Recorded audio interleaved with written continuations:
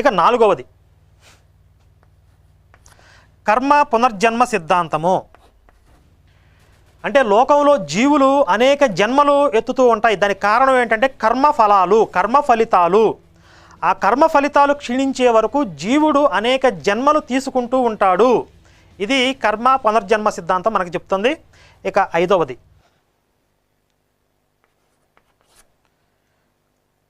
ఈ సృష్టి అనేది ఒక్కసారి కాదు అనేక సార్లు జరిగింది. అంటే ఈ సృష్టి స్థితి లయం అనేవి ఇది మొదటిసారి కాదు, ఇది చివరిసారి కాదు, అనాది కాలం నుంచి అనంతకాలం వరకు జరుగుతూనే ఉంటుంది. ఇది ఏదో ఒక చోట ఆగిపోయేది కాదు అని మన యొక్క మౌలిక సిద్ధాంతం. ఇక ఆరవది, ముఖ్యమైనది ఆరవది, ఈశ్వరుడు సర్వవ్యాపకుడు. ఈశ్వరుడు సర్వాంతర్యామి, సర్వవ్యాపకుడు కనుక ఆయనని ఏ రూపంలో